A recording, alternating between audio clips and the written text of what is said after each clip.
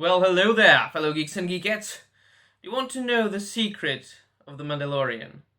Do you want to know about the importance of Boba Fett?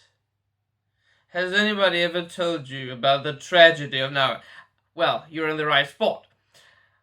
So let me tell you why the Mandalorian is such an amazing success for Disney. And let me tell you about the importance of Boba Fett. And I'm not now necessarily talking about the importance of this particular character for the inner lore, for the Star Wars mythos, for the story, but for the general critical and economic success of the show. Now, The Mandalorian is such a success for a couple of reasons, for two reasons mainly, which all fall under one umbrella term. It's for everybody. And now I'm not talking about inclusion and representation, and that there are women and men and people of color, and of course there are creatures of color, there are green people and such. But I'm talking about the fact that this show is made both for normies, as they call, which are people who are not really Star Wars fans, who just know Star Wars and watch the show for one reason or another, usually because a Star Wars fan introduces them to the show. And it is also made for Star Wars fans, like lifelong Star Wars fans. And by normies, I also mean fake fans. And you can see that when you watch any reaction video on YouTube, where there you've got a Star Wars fan, usually a man, and then his girlfriend, who's the normie, or the fake fan, usually. Now, you can hate me for this, but there's proof on YouTube, just watch it. So, first and foremost, Mandalorian is for everybody because it's very well made. It's such a tremendous success because the film craft is tremendous.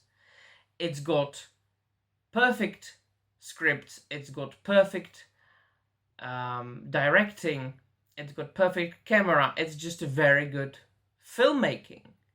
You've got episodes written and directed by Dave Filoni. You've got episodes written and directed by Jon Favreau. One of the latest episodes was directed by Robert Rodriguez. Now they are hiring one of the best, or some of the best, movie makers there are.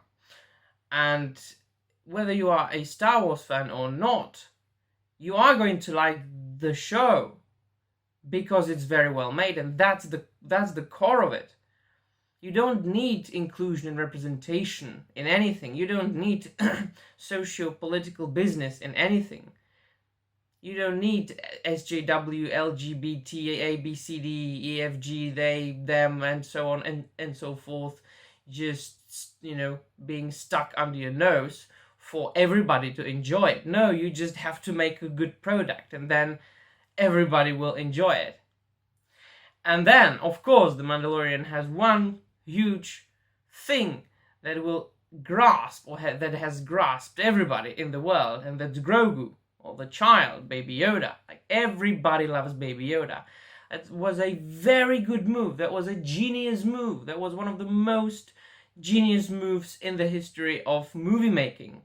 Baby Yoda. It's such a success, and they will make millions of dollars just because there's Baby Yoda in the show. And now move to the other part of this entire business that I wanted to talk about. You've got two people at least who have been lifelong fans that are making the show. You've got Dave Filoni and Jon Favreau.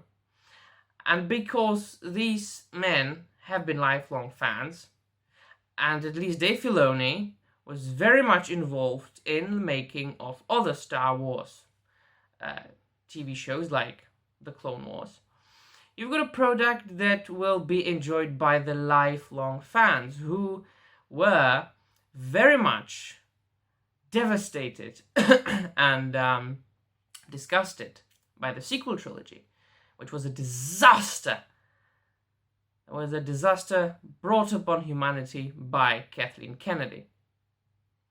And now, suddenly, you've got a show in whose each and every episode there is so much fan service and so many Easter eggs that every 5 minutes a true lifelong fan goes like, "Oh God, look at that!" Ooh. And these are the reactions I'm talking about. You've got a Star Wars fan and you've got a normie.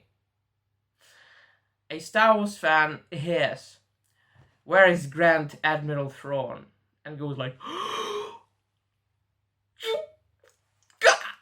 and his girlfriend next to him goes, eh.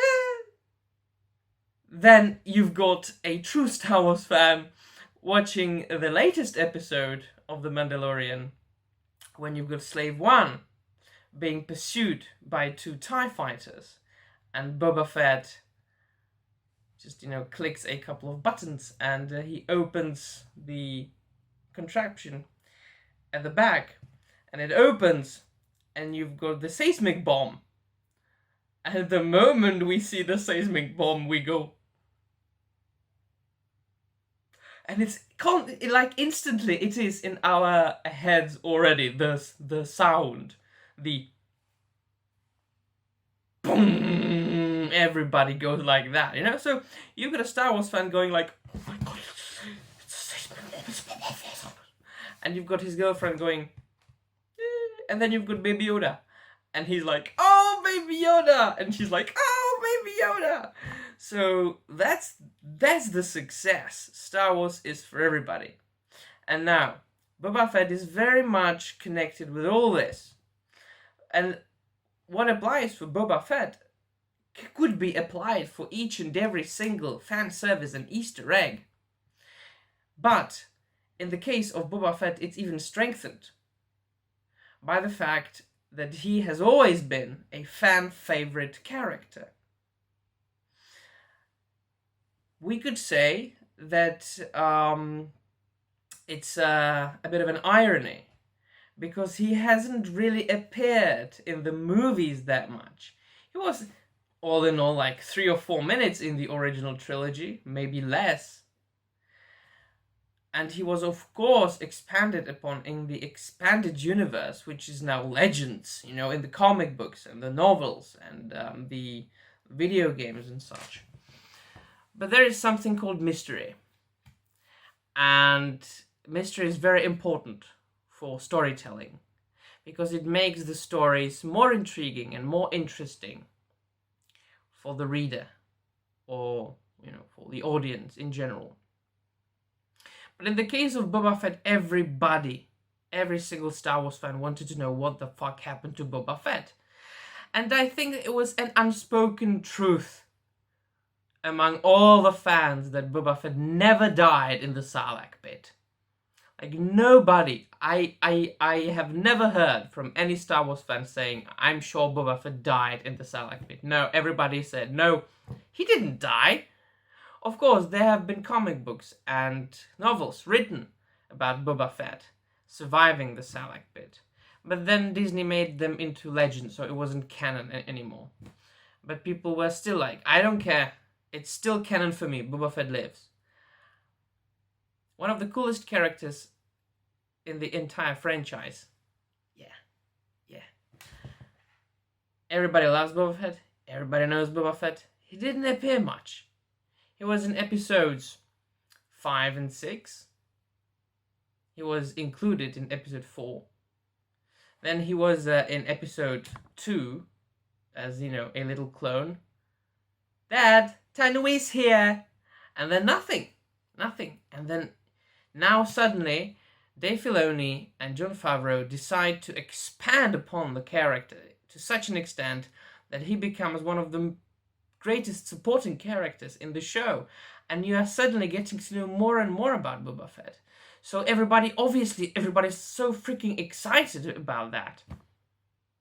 So that is why The Mandalorian is such a tremendous success. Because first and foremost, it's fantastically made. It's perfect. It's just perfect filmmaking. It's a good product, quality product, perfect storytelling. That's all you need for a success. Just make a good product. Secondly, it's for everybody. for Star Wars fans and fake fans and the normies who just want to watch it because it's a cool TV show. Such as my parents. My parents know Star Wars. My father introduced me to Star Wars when I was like 3 years old. It was him who brought the VHSs of Star Wars, by which I mean A New Hope, and The Empire Strikes Back, and the Return of the Jedi, which has always been my favorite episode. But otherwise, they are not invested in the franchise as much as I am. They don't know every single bloody supporting character from the Legends, but they love Star Wars.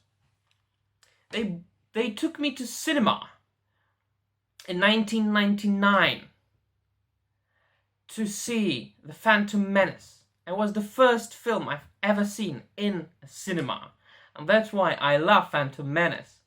Fuck you if you don't agree with me. I will forever love Phantom Menace. And I do like Jar Jar Binks. Oh, what a shocker, right? I do. So, that is why it is as simple as that. And everybody has been waiting for a good movie or TV representation of Boba Fett for like over 30 years. And now we finally got it. In combination with good filmmaking. Cha-ching! You've got that cash, Disney. So that's the whole secret. There's nothing else behind it. You don't need anything else. You need good, talented people making the show. And if those talented people are lifelong fans, it's 100% success. So what do you think, my friends? Do you agree with me or not? Or do your opinions differ in any way? Let me know in the comments down below. I will be very much excited to converse with you and join in an educated discussion. And of course, do not forget to dislike this video if you don't like it, or like this video if you like it, and subscribe to this unimportant channel of an unimportant geek talking about unimportant things. That'll be all. Thank you for watching. See you soon, and may the Force be with you.